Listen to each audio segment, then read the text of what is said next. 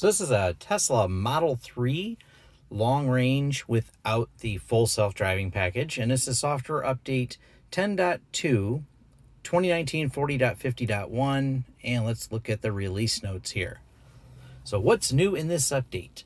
And we're going to talk about these real quick. We have driving visualization improvements, voice commands, phone improvements, which includes text message, camp mode, which is a little bit interesting. Your car can now maintain airflow, temperature, interior lighting, as well as play music, power devices, and in camp mode enabled. It's kind of like dog mode, where you keep the climate on when there's someone in the car, or if you leave a pet in a car, which I still don't think is a good idea, but whatever. You can leave it on a mode so the AC system or heater keeps working while it's on there. That's kind of neat. Camp mode just is kind of an extended version of that for seeing some of the other home entertainment system not going to sleep, essentially. Tesla Theater, that's pretty cool, where you can watch YouTube, Netflix, Hulu, and now Twitch was added there. More games have been added: Stardew Valley, Backgammon, voice keyboard, and we're going to talk about that in a second.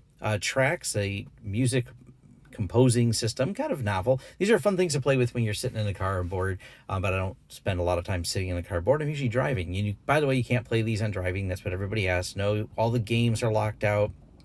Twitch, YouTube, and whole theater is locked out while you're driving. Now, this is something I like a lot. I don't blow the horn a lot unless I'm angry, and because someone has done something to make me angry, or just something stupid, or you need to get their attention. Save clips on honk. Now, the Tesla has a USB drive in it. It will record all the cameras around the car of what's going on. But of course, when you're honking at someone, it's because you want to get their attention or some incident. So save clips on honk, where it specifically can highlight certain clips to be played back later on USB. I like that feature a lot, so I did turn that on. New language support and driver profiles. Just additional navigation settings are now saved to your driver profiles, such as volume levels for voice navigation, voice guidance, as well as traffic display settings. There's already a lot done, so when you have different people profiles, obviously not just where the seat goes, where like a lot of cars have, but the driver profiles, like a lot of custom settings you may have done, whether or not you want visual enhancements turned on, will or will not show up based on the driver profile now, so that's kind of cool. Speaking of which, let's get to the visual enhancement part of this. So if we go over here to autopilot and we choose full self-driving visualization preview, we're going to turn that on. And what that is here is you're going to see over here, we're going to get some visualizations. We're going to take a little drive. And the first thing I noticed is recognizes garbage cans, which is really novel to me. I thought that was weird. Barrels was in the last update, garbage cans in this one. And that's just kind of novel. So we're going to show that. I have everything else turned on, like, all the other features, forward collision warning and things like that. So let's kind of take a look at the autopilot and how the enhanced visuals look on there. It's definitely really cool, and it's an added feature that I really like about this update. It is pretty neat. So let's go ahead and jump on that. All right, we have the extra visuals turned on. Let's take this for a drive and see what it can see.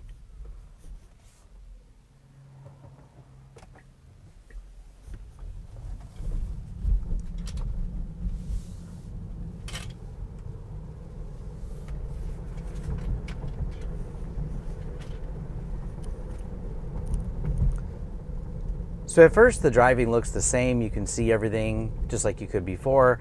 It seems to recognize the cars the same way as previously, so it can identify pickup trucks differently than SUVs, differently than cars. So we have a pickup truck and a SUV and another SUV, so it does recognize them. And we can see a car pulling up behind us. But what we're going to see here in a second is it's able to start seeing the lights. So as I come up here to the traffic lights, it can see them, and it can see that they're green. Or, yep, it sees this one's a yellow, but the second set are still green. Now those are yellow. No, I didn't blow the light, it's fine. So that hasn't really changed much other visualizations, but that is nice that it now sees the lights. It'll also see stop signs, and we're gonna come up to the railroad track crossing, and I think they're drawn on here. It will draw the cross marks on the ground as they're going. It does, like as in the previous update, still recognize double lines versus single lines. It picks up less of the fire hydrants as cones unless the fire hydrants are painted two-tone. Two-tone fire hydrants still get selected and looked like as cones, which I thought was interesting. I don't know if they're going to be able to really enhance that part of it.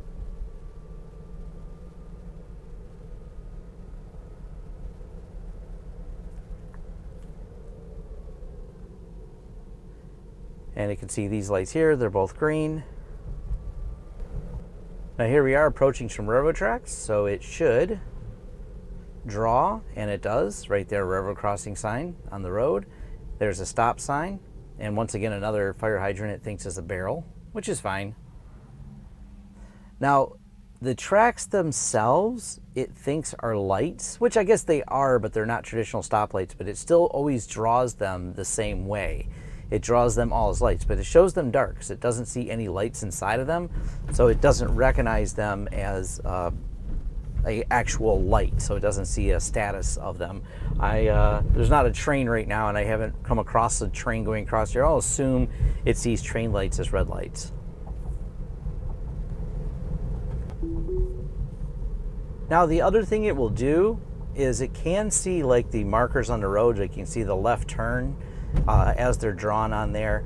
And these are not, it's hard to probably tell from the camera, but these are not drawn very well. They're kind of faded and worn out, and it still sees them very well. I didn't notice any other changes in autopilot either as far as stop and go traffic or how it handles on the freeway. No real changes there, so the autopilot seems the same, which is fine. There's not really any complaints I have overall, other than the occasional panic attack the system has, as I refer to it, when the system goes and sees a car make a left in front of you. Even if they're out in front a little ways, the car tends to brake. So, well, that was interesting. It just flickered green and red, but it seems to be holding red now, so I thought I'd seen it flicker green for a second. But the stop and go, everything else works fine. Now, the last little thing to cover is the voice commands, and allegedly, I'm able to open the glove box with it, but so far, it doesn't work. Let's see if it works this time. Open glove box. Oh, that time it worked. So that has been a mystery. Occasionally the voice commands, and it's very random, will do things like delay a long time or just not understand what you're saying. Let's try it again. Open glove box. Oh, maybe it gets better over time.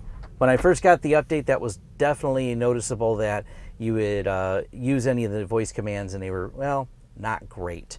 But that's something I'm sure they'll work on. And I've never been as big on the voice commands. They always seem to, since I've gotten the car, been a little bit slower to figure things out. But I figure that's something that'll improve over time. Voice recognition, when you're trying to do it in car. The only company I've seen really get that right, like on device, I should say, is like Google's system seems to work quite well for that. Tesla's probably, well, they're got a little catching up to do, or maybe they can just lease the technology from Google.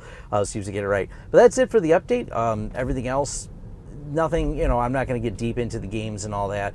Maybe I'll do a separate video about the whole infotainment system, which is pretty cool, and whatnot. But they didn't add any new Easter eggs or anything like that. Not that I have been able to find, I should say. So all that's the same. Although I do like that. I did learn a trick. Let me show you. So if you ever need to draw, let's go back and just, so from this right here, anytime you want to get to the drawing instead of going down, if you tap that, I think it's 3 times. So 1, 2, 1, 2, 3 fast. There we go. It opens up the drawing app, and you can well, I'm a terrible drawer, so let's clear that. Yes, clear. But if you need to just quickly jot a note down, I thought it was cool, you can tap that. I don't know if there's any other things I just probably didn't know about the car, but I did find that out. I don't remember where I found it. I don't know if it's because I was tapping it or someone showed me, but I learned it a while ago, and now it's just kind of novel to be able to go, hey, look, I hit that 3 times and it opens up. Oh yeah, and there's the garbage cans. Actually, I'll drive close to one more. There's more garbage cans. It doesn't matter what kind of garbage can it is, whether it's a round one or one of the rectangular or square ones, it does that. Oh, there's a stop sign. It does draw those too. So stop sign, and then garbage cans back here. And that's it. Thanks.